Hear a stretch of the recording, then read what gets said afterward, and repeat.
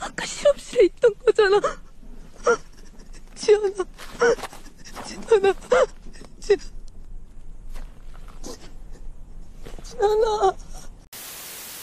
Hai everything, kalau lagi weekend kayak gini kalian biasanya ngapain nih? Jalan sama pacar, nongkrong sama teman-teman, atau di rumah aja perkara yang nggak punya pacar sama kagak punya teman? Perkara soalnya teman kalian udah pada sibuk pacaran, jadi kalian kagak diajak deh jadi nyamuk. Ya ampun sedih banget ya hidup ya. Kalau gue sih biasanya daripada meratapin nasib seorang diri, ya ngenes begitu. Ya mendingan movie maraton aja udah. Di rumah nonton drama atau film, atau nonton tetangga berantem juga seru kan tuh. Nah waktu itu kan gue sempat membahas beberapa film horor berdasarkan kisah nyata. Sekarang gue mau ngasih beberapa rekomendasi film yang kebetulan emang kemarin gue tonton, dan mungkin ini bisa menjadi semacam referensi buat kalian yang di rumah aja untuk killing time. By the way, kalian ini udah pernah nonton belum episode Mr. Stings? Yang disitu ngebahas tentang sebuah rumah sakit jiwa paling horor di Korea Selatan. Namanya tuh rumah sakitnya Gonjiam yang ini. Nah, emang nih di Korea, tempat tersebut menjadi semacam ajang uji nyali, dan saking famousnya, itu tempat ternyata kisahnya dijadikan sebuah film. Dan untuk masuknya ke genre horror nih, itu termasuk film yang cukup creepy sih, gengs. Karena setting filmnya di sini tuh kayak pakai kamera amatir, jadi kayak semacam orang ngevlog gitu,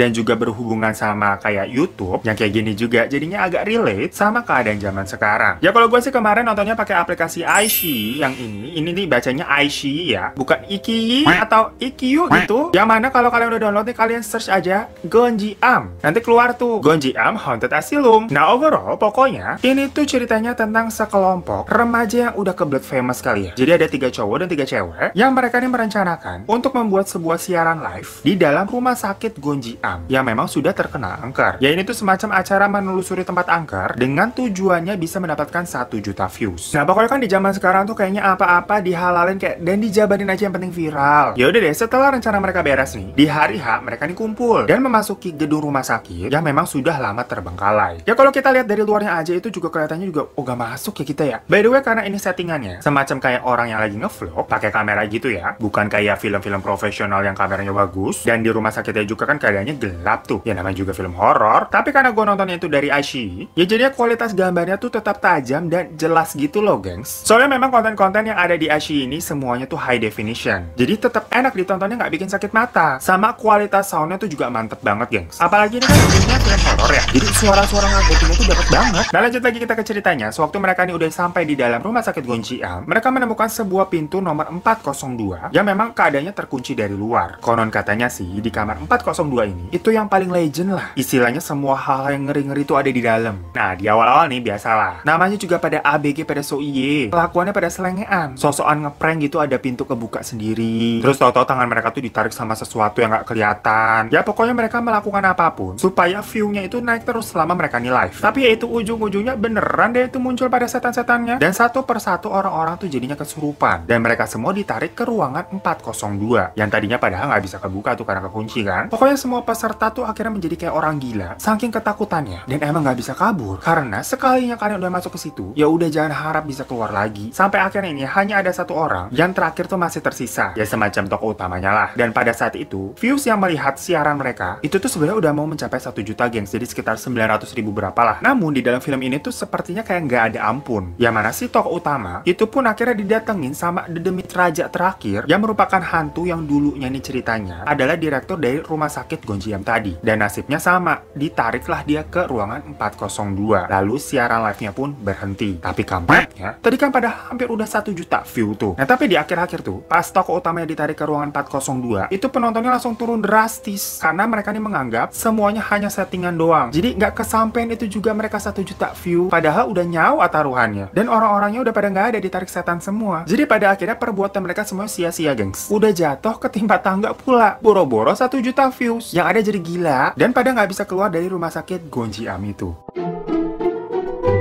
Next selanjutnya ini masih bergenre horor, tapi cukup unik karena menurut gue ini tuh lebih ke horror, ke fantasy, dan ada actionnya juga, gengs. Kalian pernah nonton film Constantine nggak? Nah ini tuh mirip-mirip tapi versi Koreanya. Dimana film ini dibintangi sama aktor Park Seo Joon yang kemarin sempat main film Parasit tuh, sama juga kalian pernah yang suka nonton drakor nih pasti tahu dong dia main film Itaewon Class sama What's Wrong with Secretary Kim. By the way, walaupun film-film yang gue bahas dari tadi tuh kan film-film luar ya, film Korea, tapi karena gue nontonnya emang selalu pakai Aishi, jadi pilihan subtitle, terutama subtitle Indonesia ya, itu ada pastinya gengs. Dan subtitle atau kata-katanya itu tuh tepat banget dan enak. Maksudnya nggak ngaco kayak nonton di aplikasi atau situs lain kan kadang-kadang tau-tau suka ada bahasa gaul yang nggak jelas gitu kan. Pokoknya pilihan subtitlenya tuh lengkap banget, dari negara mana juga ada, nggak usah khawatir. Nah, film ini tuh berjudul The Divine Fury, yang inti dari ceritanya tuh berkisah pada Park Seo Joon yang di situ perannya bernama Yong Hoo. Nah, Yong Hoo ini tuh kehilangan ayahnya sewaktu dia kecil karena waktu itu tuh ayahnya kebetulan dibunuh sama seseorang anak orang kaya yang memang lagi ugal-ugalan, lagi setir-setiran mobil gitu, ngebut-ngebutan. Dan kebetulan memang si anaknya ini konteksnya itu lagi kesurupan, makanya dia kayak ngebut-ngebutan sampai akhirnya ngebunuh ayahnya si Yong Hoo. Karena hal tersebut, si Yong Hoo ini tuh jadi marah dan benci banget sama yang namanya Tuhan karena dia menganggap Tuhan tuh tidak adil dan telah mengambil ayahnya. Soalnya mereka nih hanya hidup berdua doang. Jadi setelah ayahnya diambil, Yong Hoo ini sebatang kara. Pokoknya di sini ada adegan saking dia keselnya tuh sama Tuhan sampai ke bawah mimpi, di mana di dalam mimpinya itu dia ngebanting salib dan mukul-mukulin salib kayu gitu. Dan salibnya tuh kebakar di tangannya sampai membuat bekas. Jadi kayak ada tanda salib gosong di tangannya gitu. Tapi pas bangun, tanda salib gosong itu ternyata beneran ada, bukan cuma mimpi. Namun karena Yong Hoo ini udah kepalang marah sama Tuhan dan gak percaya juga sama adanya Tuhan, jadinya dia juga kayak malas cari tahu mengenai kejadian si salib gosong tadi. Sampai akhirnya dia selalu diganggu sama setan-setan nih tiap malam tiap dia mau tidur. Dan tangannya itu terus berdarah, yang salib gosongnya tadi tuh mengeluarkan darah. Akhirnya dia ketemu nih sama seorang pastor yang memang kerjaannya kayak nyembuh-nyembuhin orang-orang yang kesurupan. Jadi ini semacam kayak di film Conjuring gitu gengs. Yang tadinya si Yong Hoo ini tuh anti banget sama hal-hal yang berbau agamis dan yang mistis-mistisan juga. Pada akhirnya dia melihat dengan mata kepalanya sendiri kalau setan itu ada. Dan ternyata menurut penjelasan pastor tadi, tanda salib gosong itu adalah pemberian dari Tuhan untuk si Yong Hoo ini bisa memusnahkan setan-setan yang ada di muka bumi. Jadi walaupun ini jatuhnya memang filmnya horor ya, karena banyak banget setan dan hantunya serem-serem, tapi ujung-ujungnya nih jatuhnya juga action gengs. Sampai di penghujung cerita, dia berhadapan nih dengan orang yang dulunya itu membunuh ayahnya. Nah, waktu membunuh ayahnya itu kan si orang ini masih remaja. Dan sekarang sewaktu Yong Hoo-nya udah gede, orangnya juga udah tua dong. Dan ternyata si orang ini yang menjadi raja terakhir lah istilahnya, memang ketua dari sebuah perkumpulan sekte penyembahan iblis. Jadi kayak sekte sesat gitu gengs. Itulah alasannya kenapa waktu dia ini bisa sampai kesurupan dan ngebunuh ayahnya si Yong Hoo, ya karena memang dia ini pengikut iblis. Jadi kayak banyak setan yang sering merasuki badannya. Di scene akhir, karena ini memang jatuhnya horror fantasy, mereka berdua nih berantem-berantem gitu kayak Dragon Ball. Sampai akhirnya Yong Hoo ini punya kekuatan bisa mengeluarkan api dari tangannya, yang sebenarnya jatuhnya cukup keren sih, karena efek-efek yang ditampilkan itu bukan ecek-ecek gengs. Terlihat banget digarap dengan serius, jadi CGI-nya juga kayak kelasan Hollywood. Ya menurut gue di sini unik aja ya. Di satu sisi ini filmnya base-nya horror dan menampilkan banyak setan yang serem-serem yang bikin kaget, tapi dibalut dengan action modern dengan efek yang keren berasa nonton film Hollywood, padahal ini kan produksi Korea loh. Jadi buat kalian yang suka nonton film-film Korea ataupun drama Korea, tapi mau yang agak berbeda nih, yang serem-serem tapi nggak terlalu bikin jantungan gitu, coba aja cek di iQIYI, search The Divine Fury.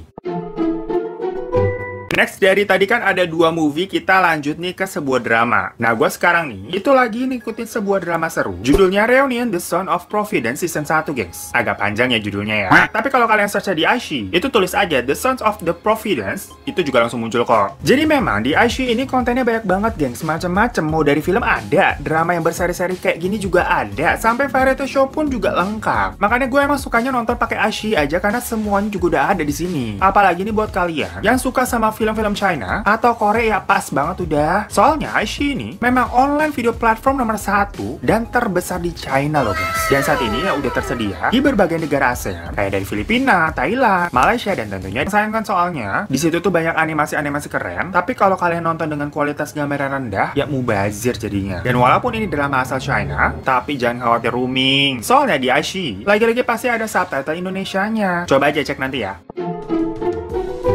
Next, kita kan tadi genrenya udah ada yang horror banget tuh, yang gonjiam. Terus ke semi-horror action, yaitu The Divine Fury. Lalu ada misteri petualang-petualangan seru, yang tetap ada horornya juga, tapi lebih ke magic-magican. Sekarang kita banting setir ke tontonan yang lebih chill. Yang udah deh, buat nontonnya kagak usah pakai mikir. Yang penting bisa senyum-senyum senang-senang aja. Ya apalagi kalau bukan drama Korea. Nah, di iQIYI ini, banyak banget gengs drama-drama Korea yang bagus-bagus dan hits banget. Itu rata-rata ngumpul semua di sini sampai pusing gue milihnya. Tapi untuk sekarang sih, gue lagi nonton sebuah drama Korea namanya Backstreet Backstreet Rookie. Soalnya emang nih orang-orang lagi pada ngomongin, jadi gue ya ikutan nonton aja. Oh ya, drama ini tuh juga base-nya dari komik webtoon, dimana ceritanya tuh dulunya karakter si cowok di sini ketemu sama karakter cewek yang jatuhnya si ceweknya ini masih anak SMA. Nah, ceweknya di situ tuh waktu itu masih kayak preman cabe-cabean, suka bikin onar lah kejarnya. Sampai-sampai si cewek itu di situ tuh nodong sama si cowok untuk dibeliin rokok karena kan dia belum bisa beli sendiri, belum 17 tahun. Dan di situ mereka tukeran nomor telepon. Jadi plot ceritanya itu memang dimulai dari gambaran si cewek ini yang begajulan. Lalu ceritanya loncat lanjut ke 4 tahun selanjutnya. Setelah kejadian tersebut, di mana si cowok ini udah menginjak usia 33 tahun. Berarti waktu dia ketemu ceweknya tuh usianya sekitar 29 tahun. Dan ceweknya itu belum 17 tahun, gengs. Jadi ini gap umurnya agak jauh juga ya. Nah, si cowok ini tuh ceritanya buka kayak sebuah warung minimarket gitu. Dan lagi nyari karyawan part-time untuk ngisi shift malam. Ternyata yang ngelamar ya si cewek tadi. Yang cabe-cabean itu. Tapi sekarang kan dia udah kuliah. Setelah 4 tahun kemudian kan. Ya udah deh, ini tuh khas cerita-cerita drama Korea sebenarnya. Dimana si pria sama si wanitanya itu tuh ketemu mulu tiap hari. Walaupun di sini mereka ketemunya bukan satu rumah ya, melainkan satu tempat kerja. Banyak banget adegan-adegan lucu serta menghibur yang akhirnya mengerucut menjadi kayak kisah cinta-cintaan gitu. Intinya buat kalian lagi nyari tontonan drama Korea yang bagus, menghibur dan seru buat ditonton, bisa coba aja search Backstreet Rookie di iQIYI. Soalnya ini emang juga lagi trending sih kalau nggak salah dramanya dan emang diomongin sama orang-orang. Dan kalian juga nontonnya jangan lupa di iQIYI aja udah. Soalnya drama ini tuh juga original dari iQIYI, gengs. Jadi dipastikan kalau kualitas gambarnya itu tajam, bisa sampai HD, dan subtitlenya itu juga cakep, gengs. Soalnya kan paling sebel kalau nonton drama Korea tapi subtitlenya ngaco.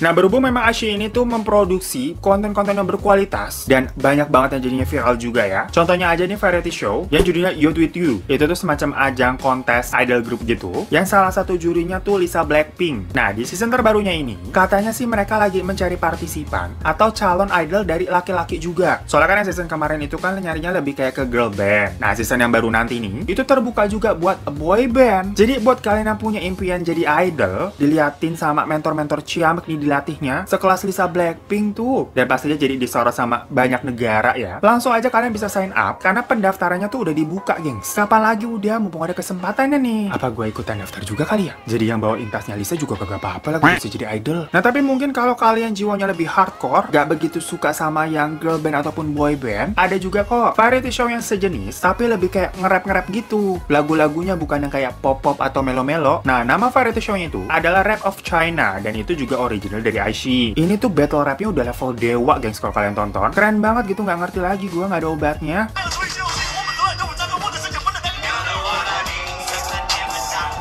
So, itu beberapa rekomendasi untuk tontonan ya, sharing-sharing aja sih ceritanya. Siapa tahu di weekend kayak gini kalian nih bingung mau nonton apaan. Jadi kan bisa punya pilihan. Nah, beberapa pilihan yang gue rekomendasikan juga dari konten-konten produksi originalnya iQIYI, itu ada drama Korea Flower of Evil, atau ada juga In a Class of Her Own dan Sword Dynasty. Atau kalian udah deh cek aja di iQIYI, itu banyak banget gengs pilihannya. Lu mau film, mau drama, mau variety show, semuanya ada. Dan pastinya ada subtitlenya, jadi udah nggak usah gemeter. Dan kualitas gambarnya nggak usah ditanya, udah 2 jempol, tajam dan smooth. Pokoknya suka-suka kalian aja deh mau nonton apaan di situ. Soalnya emang enaknya nih nonton di iQIYI itu gratis, gengs. Nah, buat yang belum punya aplikasi iQIYI, langsung aja download, ada di Play Store ataupun App Store. Search iQIYI nih yang lambangnya kayak gini. Atau kalian juga bisa langsung akses ke iq.com. Thank you semuanya dan have a nice weekend. Dadah.